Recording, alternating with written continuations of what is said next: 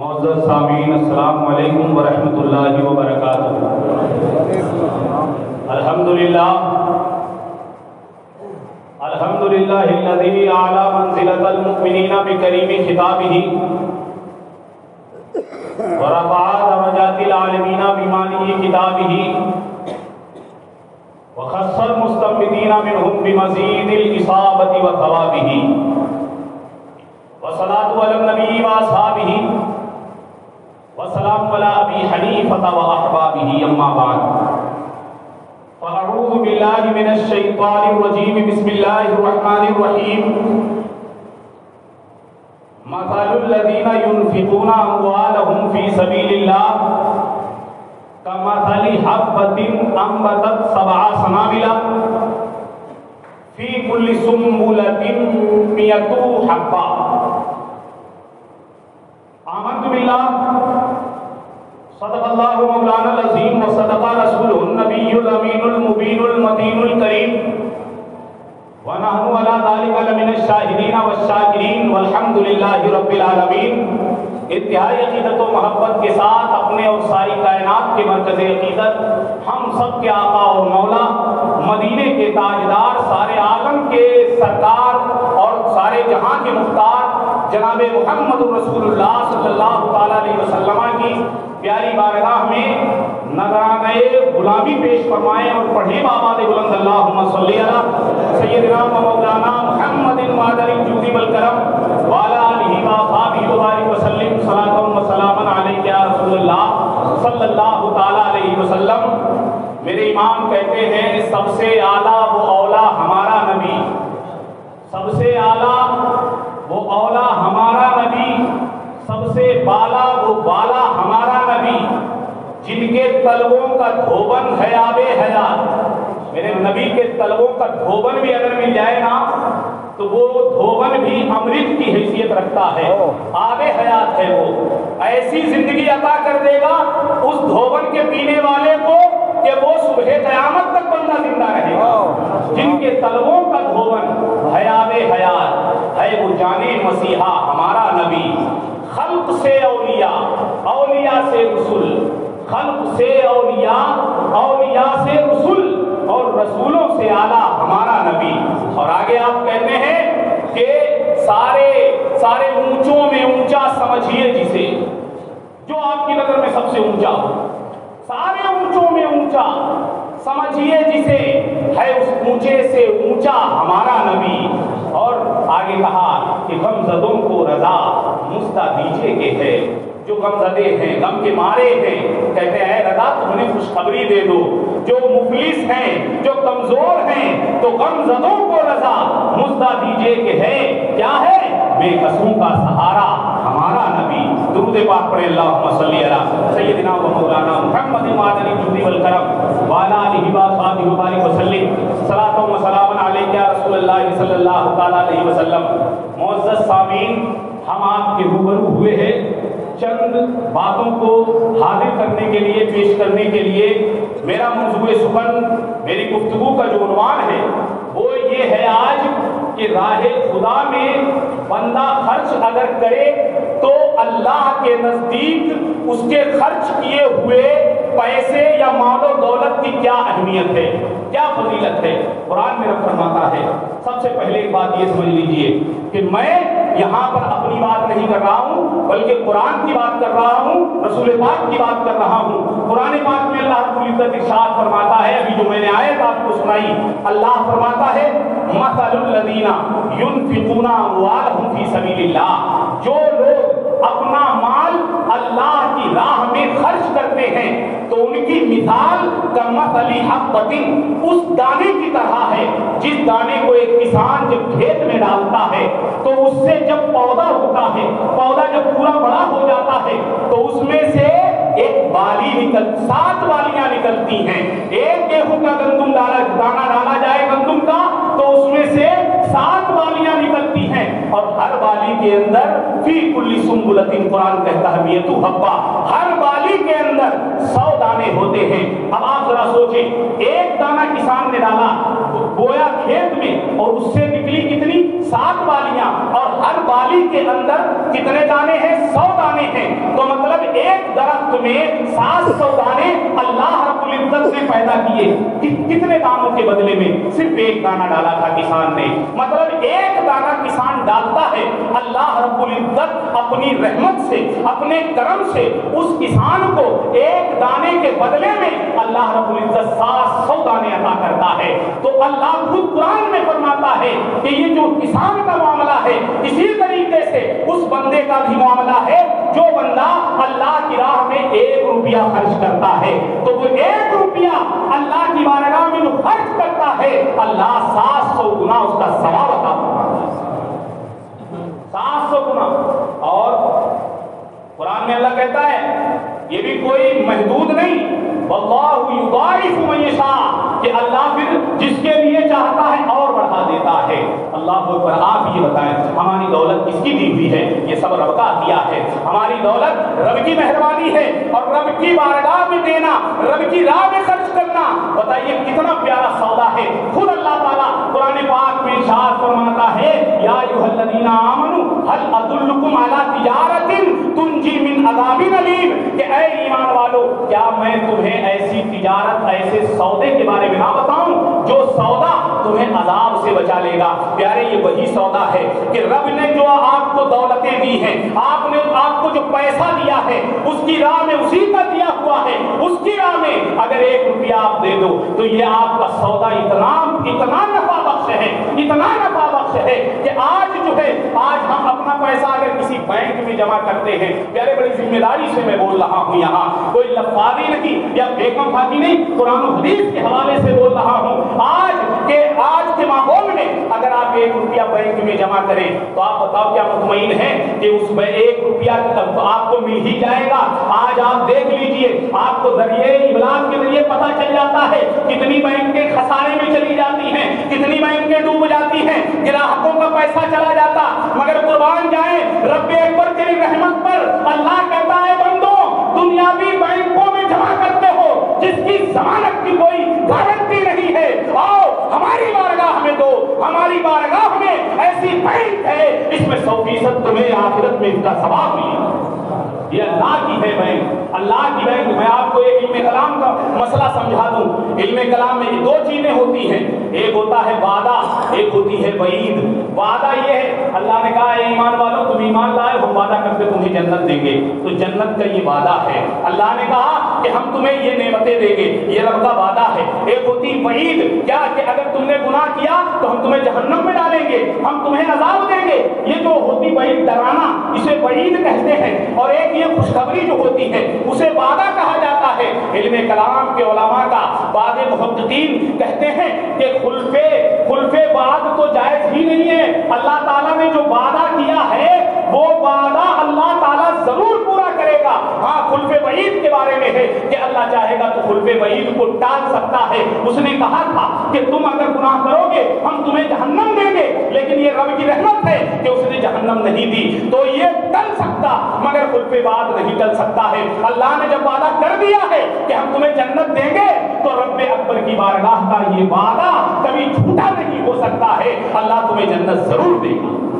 हज़रात मोहतरम, तो अल्लाह की बारगाह में आप अगर खर्च करें, खर्च करने का क्या सवाब होता है, जरा आप मुलाहजा करें कि खर्च करने का जो सवाब होता है। आप सोचते हैं कि हम अगर अल्लाह की बारगाह में दे देंगे अगर 150 रुपया तो हमारा कम हो जाएगा, लेकिन नहीं प्यारे, ये बात और है। रिज़्क़ रब ही देता है, दौलतों से वही नवाजता है, अल्लाह ही की सब आता है, सब उसी के अतिया है, सब उसी की बख्शिश है। रिज़्क़ अल्लाह ही देता है, लेकिन हमारी समझ से बाहर होता है। वो किस रास्ते से देगा, किस अंदाज में देगा, हम उसे नहीं समझ सकते हैं। मैं आपको एक वाकया सुनाना चाहता हूँ। एक शख्स जंगल में घूम रहा था, इतने में उसने क्या देखा कि गैब से एक आवाज आई, अल्लाह की तरफ से वो आवाज थी, गैब से आवाज आई बादलों के लिए। वो आवाज ये یہ تھی کہ اے بادلوں فلاں شخص کے کھیت میں جو ہے تم پانی برسا دو. بادلوں کو یہ حکم دیا گیا غیبی آواز کے ذریعے. اس شخص نے جو جنگل میں گھوم رہا تھا اس نے اس آواز کو سنا. تھوڑی دیر بعد کیا دیکھا کہ بادل جو ہے وہ جو ہے گھٹا کی شکل اختیار کر گئے ہیں اور وہ بادل جو ہے وہ پہاڑ پر برسنا شروع ہو گئے. اب پہاڑ چونکہ اونچی جگہ ہوتی ہے وہاں پانی نہیں ٹھہرا. پہاڑوں کی جو نشیبی جگہ تھی وہاں سے پانی گزرتا ہوا آیا, نالی کی شکل بن گیا اور پھر آبادی سے ہوتا ہوا کھیتوں کی شکل میں بہنے لگا, کھیتوں کی طرف جانے لگا. یہ شخص اس پانی کے ساتھ ساتھ یہ بھی چلنے لگا کہ ذرا دیکھیں یہ پانی کہاں جا رہا ہے. تو اس نے دیکھا کہ وہ پانی ایک ایسے شخص کی ایک شخص کے کھیت میں پہنچا. وہ شخص وہاں پہ کدال لیے کھڑا تھا اور پانی کا انتظار کر رہا تھا. تو یہ بندہ پہنچا, اس نے کیا دیکھا کہ یہ پانی اسی کے کھیت میں پہنچا ہے. اس نے اس بندے نے سب سے پہلے اس سے کہا کہ بتاؤ تمہارا نام کیا ہے. تو اس نے بتایا میرا نام یہ ہے, میرا نام فلاں ہے. تو اس بندے نے کہا بالکل آواز میں جو ہم نے سنا تھا غیبی آواز میں وہ بادلوں کو یہی رب کی طرف سے حکم ملا تھا کہ فلاں شخص فلاں نام کا بندہ ہے اس کے کھیت کو سیراب کرو. تو کہا اس نے کہ میں نے یہ سنا تھا کہ اللہ کی طرف سے بادلوں کو حکم ہوا تھا کہ تمہارے کھیت کو سیراب کریں. تو ایک بات بتاؤ تم ایسا کون سا عمل کرتے ہو کہ اللہ کی مہربانیاں تم پر اتنی جھکی ہوئی ہیں, اللہ کی رحمتیں اتنی جھکی ہوئی ہیں کہ کھیت تم کرو, فصل تم کرو, اس کی سیرابی کا انتظام اللہ کر رہا ہے, اس کی آب و پاشی کا انتظام اللہ کر رہا ہے.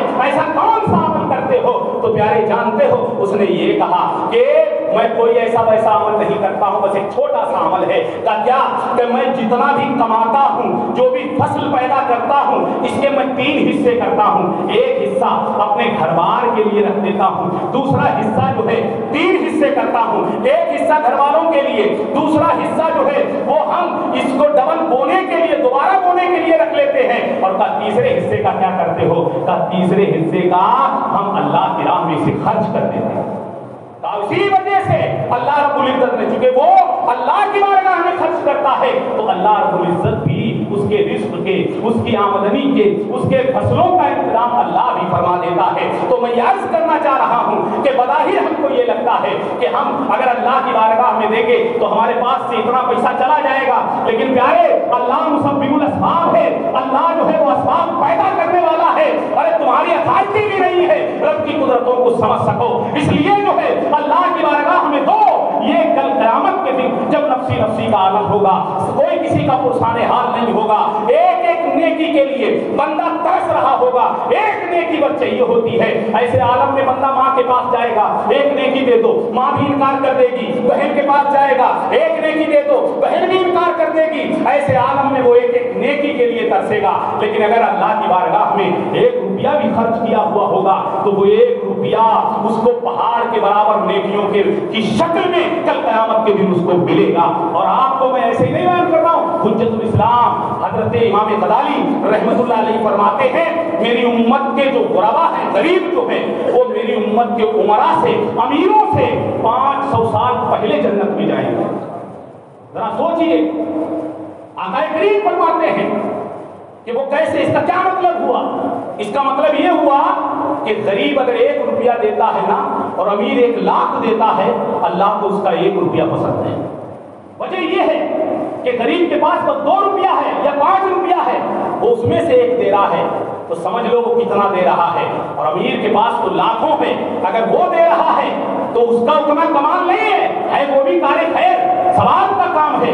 لیکن ایک غریب نے اپنے 2 روپے میں سے اگر 1 روپیہ رب کی بارگاہ میں دے دیا تو اللہ رب العزت اس 1 روپیہ کو اس 1 لاکھ کے پر بھی بھاری تصور کرتا ہے اللہ رب العزت. اور اسی لیے جو ہے قرآن پاک میں جو ہے سخاوت اور اللہ کی راہ میں خرچ کرنے کی طرف ترغیب دلائی گئی ہے.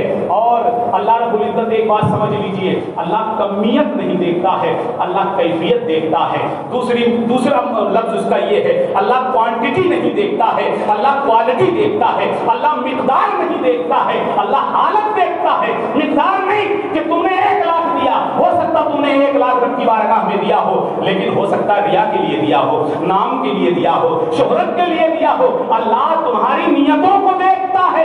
قسم خدا کے اگر 1 لاکھ بھی آپ دے دو مگر ریا کے لیے دو گے تو اس کا کوئی اجر نہیں ملے گا, مگر 1 روپیہ بھی اگر اللہ کی رضا حاصل کرنے کے لیے دو گے تو اللہ تعالیٰ تمہارے لیے یہ اسے ایک روپیہ کو ذریعہ نجات بنا دے گا۔ پیارے یہ جھولی جو مسجد کی آپ کے سامنے سے گزر رہی ہے، آپ اس کا خیال رکھ کے یقین جانیں آج ہم نے جو ہے اپنی زندگی میں نہ جانے کتنی ذمہ داریاں اور اخراجات اپنے ذمے کر رکھے ہیں۔ آپ بتائیں، آپ خود سوچئے، نہ جانے کتنی ذمہ داریاں، نہ جانے کتنے خرچے۔ آپ جمعے میں آتے ہیں، 8 دن کے بعد جمعہ آتا ہے، یہ اللہ کا گھر ہے پیارے، اس کے بھی اخراجات ہیں، اس کے بھی اچھے سے آپ نماز پڑھ سکیں، سکون سے نماز پڑھ سکیں، اس کے لیے انتظام کیا جاتا ہے، لائٹ کا انتظام ہوتا ہے اور پنکھوں کا انتظام ہے اور بہت سے یہاں پر جو ہے امام صاحب کا انتظام ہے، مؤذن صاحب ہیں، خادم صاحب ہیں، تاکہ مسجد کی زیبائش اور آرائش بنی رہ سکے۔ یہ اللہ کا گھر ہے۔ ہم اپنے گھر کو جب خوبصورت بنانے پر کوئی کسر نہیں چھوڑتے ہیں تو آپ بتاؤ اللہ کے گھر کو خوبصورت بنانے میں کسر چھوڑنی چاہیے؟ ہرگز نہیں چھوڑنی چاہیے۔ اس لیے میں یہ کہتا ہوں کہ جو لوگ جو ہے قطعی نہیں دیتے تھے، ایسا نہیں ہے کہ دینا بہت بڑی بات ہے، بڑی نہیں، آدمی دھیان نہیں دیتا ہے، تو پیارے میں یہ عرض کر رہا ہوں ذرا دھیان دیجئے، اللہ نے جیسا دیا ہے آپ کو ویسا دیجئے۔ 50 روپے کی وسعت دی ہے، قسم خدا کی یہ 50 روپے اگر آپ صدق نیت سے دیں گے تو کل قیامت کے دن جو ہے انشاءاللہ یہ 50 روپے آپ ان کے ذریعے سے انشاءاللہ اپنی نیا کو پار کرتے ہوئے محسوس کریں گے۔ اس لیے آپ تصور کیجئے، اور آپ جو ہے آپ جو آپ کے سامنے جھولی جا رہی ہے اس پر اس کا مکمل خیال رکھیں اور یہ تصور کریں یہ اللہ کا گھر ہے۔ پیارے مسجد جو ہوتی ہے نا، یہ ہمارا یا تمہارا یا کسی امام صاحب یا مؤذن صاحب کا یہ ذاتی گھر نہیں ہے، یہ میرے رب کی ملکیت ہے، یہ میرے رب کا گھر ہے۔ اس کا انتظام ہم اپنے گھر کا انتظام خود کر سکتے ہیں، تو پھر اس کے انتظام کی ذمہ داری کون لے گا؟ پیارے میں حدیث تاریخ کے حوالے سے بتاتا ہوں کہ یہ جو دینا ہوتا ہے نا رب کی بارگاہ میں، یہ بھی اللہ جس سے چاہتا اس سے دلا لیتا ہے، اللہ منتخب کر لیتا ہے، اللہ چن لیتا ہے۔ اگر آپ نہ دے سکے تو سمجھ لو اللہ کو آپ کا پیسہ قبول نہیں ہے۔ تو پیارے آپ سمجھ لو کہ آپ دیجئے تاکہ آپ بھی اللہ کے چنندہ بندے بن سکیں، اللہ کے آپ محبوب بندے بن سکیں۔ آپ ذرا سوچیں، صحابہ میں ایک سے ایک صحابی تھے کہ نہیں تھے؟ حضرت عمر فاروق، حضرت صدیق اکبر، حضرت ابو ہریرہ، حضرت علی رضی اللہ تعالیٰ عنہ، لیکن سخاوت کے معاملے میں اللہ نے سب سے زیادہ کس کو چنا تھا؟ آپ سوچیں گے حضرت عثمان غنی کو، نہیں پیارے، حضرت عثمان غنی کو نہیں، حضرت صدیق اکبر کو اللہ نے چنا تھا سب سے زیادہ۔ میرے نبی خود فرماتے ہیں کہ دین اسلام کے کام اگر سب سے زیادہ کسی کی دولت آئی ہے تو وہ کوئی اور نہیں، میرا صدیق ہے جس کی دولت سب سے زیادہ کام آئی ہے۔ تو یہ خوش نصیبی کی بات ہوتی ہے۔ تو پیارے خیال رکھیں، آپ ذرا سوچیں، اتنی بڑی مسجد ہے، اتنے سارے نمازی آتے ہیں، 2000 سے زیادہ نمازی ہوں گے میری تعداد کے مطابق۔ آپ ذرا اتنا سا تصور کریں کہ اگر 2000 نمازی، زیادہ نہیں، اگر 20 روپے دیں تو کیلکولیٹ کر لینا کتنا بنے گا جا کے، 40,000 روپے بنے گا جا کے۔ لیکن آپ ذرا پوچھو کہ یہاں جمعے میں جھولی کا کیا حساب ہے، آپ کو اندازہ ہوگا اس کا چوتھائی بھی نہیں آتا ہے۔ تو پیارے اس سے آپ غافل ہیں، آپ کو اس پر جو ہے توجہ دینے کی ضرورت ہے۔ انشاءاللہ آپ یہ مت سوچئے یہ ہمارا 50 چلا گیا۔ اچھا ایک بات بتائیے، اگر آپ کا 50 یا 100 روپے چلا گیا تو کیا آپ کنگال ہو جائیں گے؟ آپ کی زندگی میں ذرہ برابر فرق نہیں آئے گا، میں ضمانت لیتا ہوں۔ اگر آپ نے 50 دے دیا تو آپ کنگال نہیں ہو جائیں گے، اور اگر آپ نے 50 بچا لیا یا 100 بچا لیا تو کیا آپ لکھپتی بن جائیں گے؟ ہرگز نہیں بن پائیں گے۔ تو پیارے میں آپ سے یہی عرض کروں گا کہ 150 دے دو، اللہ کی بینک میں جمع کر دو، کل قیامت کے دن اس بینک کے کھاتے سے تمہیں بہت کچھ ملنے والا ہے۔ درود پاک پڑھیں، اللہم صلی علی سیدنا و مولانا محمد وعلی الجود والکرم وعلی آلہ واصحابہ وبارک وسلم۔ صلاۃ و سلام علیک یا رسول اللہ صلی اللہ علیہ وسلم۔ ہم تو مسلمان ہیں، ہم تو نبی کے امتی ہیں، ہم تو نبی کے غلام ہیں۔ جب کافروں پہ سخاوت کی وجہ سے اللہ نے اتنی رحمتیں نازل فرمائی دنیا میں، صرف دنیا میں، کافروں کو یاد رکھنا عذاب سے محفوظ آخرت میں نہیں ہے، لیکن دنیا میں اللہ تعالیٰ کبھی کبھی سخاوت کی وجہ سے عذاب سے ان کی حفاظت کر دیتا ہے۔ میں بتاؤں آپ کو کہ ایک مرتبہ جو ہے حضرت موسیٰ علیہ السلام گزر رہے تھے تو ان کی قوم نے دیکھا کہ ایک قوم انہیں نظر آئی، موسیٰ کی قوم نے دیکھا کہ ایک قوم نظر آئی جو بتوں کی پوجا کر رہی ہے۔ تو قوم موسیٰ نے حضرت موسیٰ سے عرض کیا کہ حضور یہ لوگ اپنے خدا کو دیکھ کر پوج رہے ہیں، ہمارے لیے بھی کوئی ایسا خدا بنا دیجئے جسے ہم دیکھ سکیں، جسے ہم چھو سکیں، اس کو دیکھ کر پوجیں، اس کو چھو کر ہم اس کی پوجا کریں۔ حضرت موسیٰ نے کہا بیہودہ، نالائق، اللہ جو ہوتا ہے نا، جو خدا ہوتا ہے، اسے بنایا نہیں جاتا ہے، اللہ نے تو ساری کائنات کو بنایا ہے، تم خدا بنانے کی بات کر رہے ہو۔ حضرت موسیٰ نے سمجھا دیا۔ اس کے بعد میں حضرت موسیٰ کوہ طور پہ چلے گئے توریت کو لینے کے لیے، اللہ کے وعدے کو وفا کرنے کے لیے۔ ادھر قوم موسیٰ میں ایک سربراہ تھا جس کا نام سامری تھا، اس نے سمجھ لیا کہ قوم کیا چاہ رہی ہے، ایک قوم جو ہے وہ بنا بنایا خدا چاہ رہی ہے، تو اس نے کیا کیا، قوم سے چندہ کیا، سونے چاندی کو جمع کیا، جمع کرنے کے بعد اس کا ایک بچڑا بنا دیا، سونے کا بچڑا بنایا، اور حضرت جبریل علیہ السلام کے گھوڑے کی ٹانگ کے نیچے کی مٹی اٹھائی اور اس بچڑے کے منہ میں ڈال دی، اور وہ چونکہ حضرت جبریل فرشتہ تھے اس لیے جو ہے اس بچڑے میں جان آ گئی، وہ بچڑا اچھلنے لگا، کودنے لگا، تو قوم جو ہے اس کے سامنے عبادت کرنے لگ گئی۔ حضرت موسیٰ علیہ السلام آئے کوہ طور سے، انہوں نے دیکھا کہ قوم کا یہ حال ہے، تو انہوں نے جو ہے بڑی مرامت کی، اللہ کی بارگاہ میں دعا کی، مولا انہیں تباہ و برباد کر دے۔ اللہ نے اپنا عذاب بھیج دیا، عذاب آیا، قوم تباہ ہوئی، قوم برباد ہوئی، لیکن پیارے جانتے ہو سامری عذاب سے محفوظ رہا، اسے عذاب نہیں آیا۔ حضرت موسیٰ کو بڑا تعجب ہوا کہ یہ کیا معاملہ ہے، گرو گھنٹال تو یہی تھا، سربراہ تو یہی تھا، ماسٹر مائنڈ تو یہی تھا، اور یہی محفوظ رہ گیا ہے عذاب سے۔ اللہ کی بارگاہ میں عرض کیا، مولا یہی سربراہ تھا، یہ عذاب سے کیسے محفوظ رہ گیا ہے، تیرا عذاب اس کو اپنی لپیٹ میں کیوں نہیں لیا؟ تو حضرت موسیٰ سے اللہ نے فرمایا، اے موسیٰ دراصل معاملہ یہ ہے کہ یہ مانا کہ کافر ہے، مانا کہ یہ سربراہ ہے، لیکن یہ اپنی دولت میں سے کچھ حصہ میری بارگاہ میں اور میری راہ میں خرچ کرتا ہے، اس کے صدقے میں ہم نے اس کو دنیاوی عذاب سے محفوظ کر دیا۔ بتائیے آپ، ایک سامری جو کہ کافر ہے، اگر وہ اللہ کی بارگاہ میں خرچ کرے تو بتاؤ وہ عذاب سے محفوظ رہ سکتا ہے؟ تو ہم تو غلام مصطفیٰ ہیں، ہم تو نبی کی امت ہیں، وہ نبی جن کے صدقے میں ہم پر عذاب نہیں آ رہا ہے۔ ما کان اللہ لیعذبہم وانت فیہم، کہ اللہ کو یہ زیب نہیں دے رہا ہے کہ وہ آپ کی امت پر عذاب کرے۔ ایسا نہیں کہ عذاب نہیں آ رہا تو ہم بہت اچھے ہیں، ہم بہت نیک ہیں، قطعی نیک نہیں ہیں، لیکن عذاب صرف اس لیے نہیں آ رہا، اللہ کہہ رہا ہے کہ ما کان اللہ لیعذبہم، اللہ کو یہ زیب ہی نہیں دے رہا ہے کہ وہ آپ کی امت پر عذاب بھیجے، وجہ یہ ہے کہ ابھی آپ بھی انہی امت کے درمیان ابھی آپ آرام فرما ہے مکہ کی زمین پر، مدینے کی زمین پر، اس لیے اللہ تعالیٰ آپ پر عذاب نہیں بھیج رہا، یہ نبی کا صدقہ ہے۔ حضرات محترم، تو میں یہ عرض کر رہا ہوں یہ مسجد ہے، مسجد کے بارے میں بہت سارے فضائل ہیں، انشاءاللہ میں بیان کرتا رہوں گا۔ ایک چھوٹی سی فضیلت سنیے اور آش کیجئے کہ مسجد کے بارے میں کتنی بڑی فضیلت ہے۔ ایک مرتبہ میرے نبی مسجد نبوی کے پاس سے گزرے تو دیکھا کہ مسجد نبوی میں کسی نے چراغ جلا دیا ہے، میرے نبی بڑے خوش ہوئے، دل باغ ہو گیا، صحابہ سے پوچھا یہ بتاؤ یہ چراغ کس نے جلایا ہے؟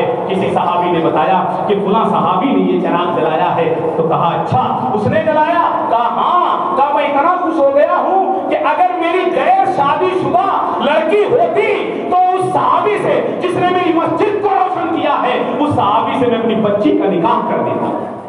سبحان اللہ بولیے، یہ ہے عظمت مسجد کی۔ تو یہ نہیں مطلب ہے، آپ یہ مت سوچئے کہ ہم بہت بڑے رئیس نہیں ہیں، رئیس نہیں، میں نے آپ کو بتا دیا اللہ کی بارگاہ میں کوانٹٹی مقدار نہیں، نیتیں چلتی ہیں۔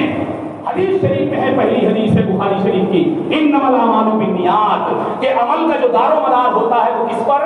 نیتوں پر ہوتا ہے۔ تو پیارے ہمیں اور آپ کو اپنی حیثیت کے مطابق جتنی ہماری حیثیت ہے، ہماری اگر حیثیت 100 کی ہے، 50 کی ہے، ہم 50 دیں گے، اللہ تعالیٰ اس کا اجر ہمیں عطا فرمائے گا۔